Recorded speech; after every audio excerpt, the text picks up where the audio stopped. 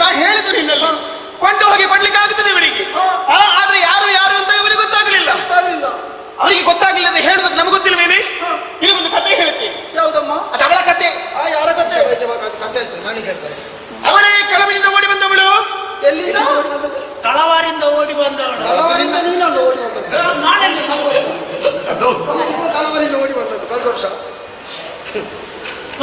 ಅಲ್ಲಿಂದ ನಿನ್ನ ಅಜ್ಜಿ ಓಡಿ ಬಂದದ್ದು. ಹಾಗಲ್ಲವೇ? ಹೇಗಮ್ಮ? ಕೆಳವಿನಿಂದ ಓಡಿ ಬಂದವಳು. ಒಬ್ಬಳ ಕತೆ ಹೇಳಿಕೊಂಡು ಕುಂಡಿನಾಪುರ ಎನ್ನುವಂತಹ ಊರಿತ್ತು. ಅದರಲ್ಲಿ ಭೀಷ್ಮಕ ಅವನಿಗೊಬ್ಬಳು ಮಗಳಿದ್ದಳು. ಸಣ್ಣ ಹುಡುಗಿ. ಎಷ್ಟು ಚಂದ ಇದ್ಲು. ಅಲ್ಲ ಹೇಳಿಕ್ಕಿಲ್ಲ. ಚಂದ ಇದ್ದದ್ದು. ಇನ್ನೊಮ್ಮೆ ಹೇಳು. ಇಲ್ಲ ಇಲ್ಲ ಬಾರಿಸ್ತೇನೆ ನಿನಗೆ. ಸಣ್ಣದಂದ್ರೆ ಅಪ್ಪನ ತೊಡೆಯ ಮೇಲೆ ಕುಳಿತುಕೊಳ್ಳುವಷ್ಟು ಸಣ್ಣ ಹುಡುಗಿ. ಹೌದು. ಅಲ್ಲಿಗೆ ಅಲ್ಲಿಗೆ ಅವರು ಬಂದರು. ಯಾರು? ನಾರದರು. ಇಲ್ಲಿಗೆ ಬಂದವರೇ ಮೊನ್ನೆ. ಹೌದು. ಅವರು ಬಂದು ಇವರ ಗುಣಗಾನ ಮಾಡಿದರು. ಇವರ ಕುರಿತಾದಂತಹ ಚರಿತಾಮೃತಗಳೆಲ್ಲವರು ಹೇಳಿದ್ರಂತೆ.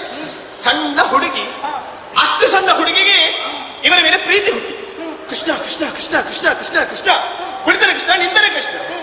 ಬೆಳೆದ ಬಳಿಕ ಇವರನ್ನೇ ಮದುವೆಯಾಗಬೇಕೆನ್ನುವಂತ ಆಸೆ ಹುಟ್ಟಿದ ಅವಳಿಗೆ. ಹೌದಾ? ನೋಡಿ, ಸಣ್ಣ ಹುಡುಗಿಗೆ ಪ್ರೀತಿ ಹುಟ್ಟುತ್ತದೇನೆ? ಇಲ್ಲ. ವಯಸ್ಸಾದ ಮೇಲೆ ಕಾಮ ಹುಟ್ಟುತ್ತದೇನೆ? ಆದ್ರೆ ಇವಳಿಗೆ ಸಣ್ಣ ಪ್ರಾಯದಲ್ಲಿ ಇವರ ಕುರಿತಾದಂತಹ ಪ್ರೀತಿ ಹುಟ್ಟಿತು. ಆದರೆ ಅವಳಿಗೊಬ್ಬ ಒಬ್ಬ ಅಣ್ಣ ಇದ್ದ, ರುಕ್ಮ ಎನ್ನುವ ಹಾಗೆ. ಯಾರು? ರುಕ್ಮಯ್ಯಣ್ಣ. ರುಕ್ಮಯ್ಯಣ್ಣ ನಿನ್ನ ಸಂತಾನದವರ? ಮತ್ತೆ ಯಾರು? ರುಕ್ಮ ಅಂತ. ಎಂತ ದೌರ್ಭಾಗ್ಯ ಅವನದ್ದು. ರುಕ್ಮಣ್ಣ ಅಂತ. ಅದು ನಿನ್ನ ಹೆಂಡತಿಯ ಬಾಯಲ್ಲಿ. ಅವಳ ಅಣ್ಣ ತನ್ನ ತಂಗಿಯನ್ನು ಶಿಶುಪಾಲನಿಗೆ ಕೊಟ್ಟು ಮದುವೆ ಮಾಡುವುದು ಎನ್ನುವ ಹಾಗೆ ತೀರ್ಮಾನ ಮಾಡಿ. ಇವಳಿಗೆ ಮನಸ್ಸಿಲ್ಲ. ಹೇಗೆ ಮನಸ್ಸು ಬರ್ತದೆ? ಮನಸ್ಸೆನ್ನುವುದು ಎಲ್ಲ ಇವರ ಮೇಲೆ ಇದೆ. ಹೌದಾ? ಕೃಷ್ಣನನ್ನು ಮದುವೆಯಾಗಬೇಕೆನ್ನುವಂತ ಆಸೆ ಇರಿಸಿದಂತಹ ಅವಳು ಒಂದು ದಿನ ಪ್ರೇಮ ಪತ್ರ ಬರೆದಳು. ಅದೆಂತದಮ್ಮ? ಆ ಪ್ರೀತಿಯಿಂದ ಬರೆದ ಪತ್ರವಂತಿ ಈ ಪ್ರಪಂಚದಲ್ಲಿ ಮೊದಲ ಬಾರಿಗೆ ಪ್ರೇಮ ಪತ್ರ ಏನು ಎನ್ನುವುದನ್ನು ತೋರಿಸಿಕೊಟ್ಟವಳು.